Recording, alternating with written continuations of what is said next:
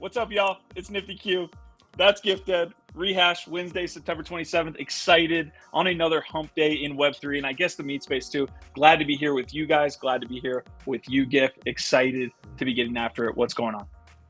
Hey, right back at you, my guy. And y'all know what it is. It's the Daily Rehash. This is where we bring you the top 10 stories in Web3 from the last 24 hours. And we do it all in just 10 minutes. So we're just going to jump right into it here. Q, what is up first? Yeah, first story, we got a little pompage going on here with Velocity Series Pass from Redbull bracing. It went up to about 1.5 ETH.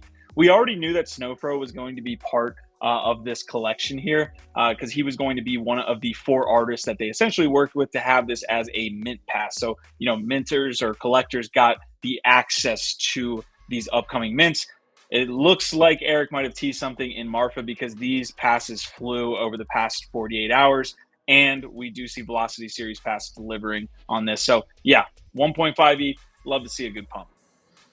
Love to see it. Brian Brinkman there calling this maybe the best Web2, Web3 brand integration so far. So Red Bull doing something great here. And on to the next one. Other Web3 brands doing great things. It's Pudgy Penguins as they continue a victory lap here. The floor on both the Lil Pudgies and the OG Pudgies have been pumping off of the big Walmart news yesterday. And what's been more exciting is that today our timelines have been flooded with people actually flooding into Walmart to sweep the floors there on these physical collectible toys. Yeah, they have a Pudgy World metaverse that has some integrations with some larger brands. It's really cool to see the top collections like the Frank DeGods and Star-Lord over at OniForce being able to actually collaborate together as opposed to really kind of like fighting it and being more kind of adversaries towards each other. So really cool to see the collaborations that are coming in the metaverse for Pudgies as well. Absolutely. Definitely having a lot more ways into Web3 being one of the biggest wins and free digital experiences adding to the toys. It's really, really awesome. And what's up next here?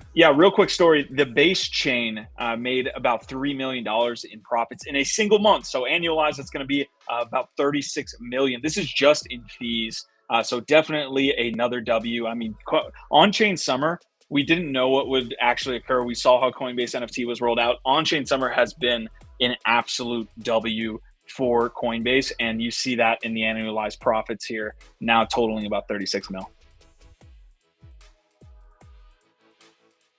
That's massive. That's massive. And yeah, very excited to see where they go from here. Strong start to the base chain. Up next, we have an update on royalties coming from Yuga specifically, maybe making one of the biggest moves to fight back against the zero royalties.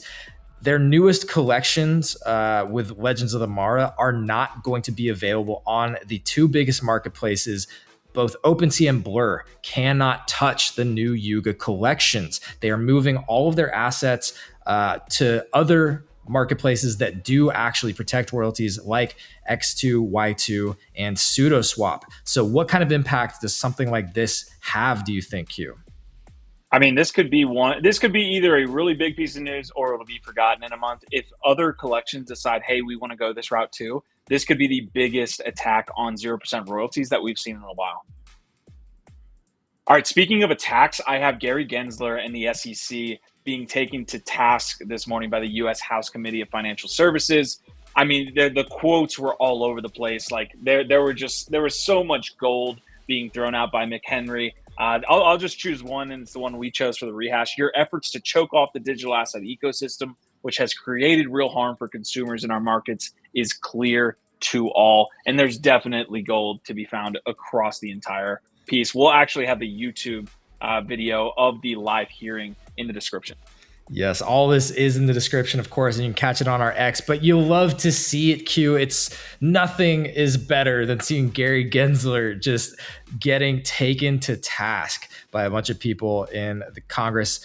I won't talk about how the Democrats were handling it. Wasn't great, but Tom Emmer out there leading the charge as well. And there was even some mention of Pokemon cards. Absolutely amazing to see. Up next, we have Roger Dickerman's 24-hour breakdown, really more just a feature of the great work that he's doing. If you haven't seen Roger Dickerman's threads, he does these 24 hours of art. And a couple of things worth mentioning: Dmitry Cherniak had a ringer sell for almost 25 ETH.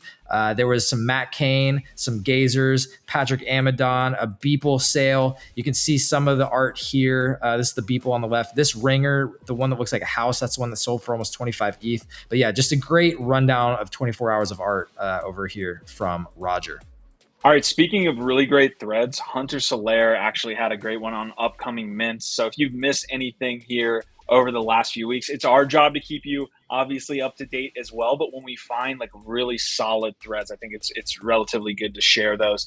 So Rafiq Anadol actually has Glacier Dreams coming up. We also see a game, a Web3 game called Captain and Company, Expressions Market. It has an upcoming mint, as well as he mentions one that we're going to mention later in the episode here as well, which is the courtyard.io. But I'll save that for another day. Hunter Solaire coming through with a great thread on upcoming drops.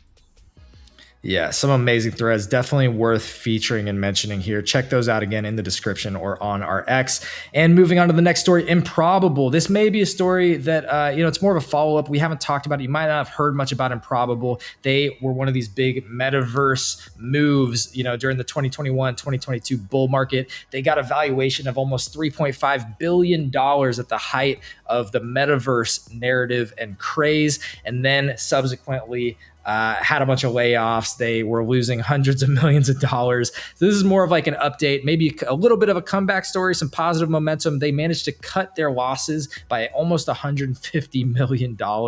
And they've been reorganizing, focusing more on metaverse. You might know them also because they're partnered with the other side and Yuga, but more of just an update here. Yeah, good old reorg. I love that. Late 2022. That means, people are getting the axe there. But good to see them cutting the losses if they're working with the other side. All right, I've got the next piece here. It's going to be a quick one. Artifact announcing that the Nike Air Force One collaborations with Artifact are actually going to be shipped out in October. So we're getting some premium digiphysical items here, Gift-Ed. And I very much use the term digiphysical because I'm going to use it. I'm going to never go too phygital, which sounds like an STD. But anyways, CloneX, Artifact, you guys are killing it. Shipping physical product in October. I also rocked some Air Force Ones back in the day.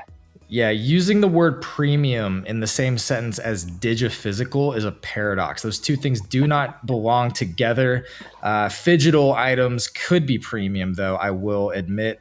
On the last story here, we have an update from Courtyard NFT, one of our favorite new platforms because they are tokenizing physical cards, specifically Pokemon cards in this case. They had another big drop and sold out 300 of these premium packs. They call them Grails Got Away. 200 at $300 a piece, excuse me. But they sold them all out, raised almost $60K in a single drop. People were getting excited about this idea of tokenizing physical assets, especially trading cards like Pokemon cards here. So congrats to Courtyard on this because this was a follow-up to a much smaller test sale that went well last week. This is a pretty big move.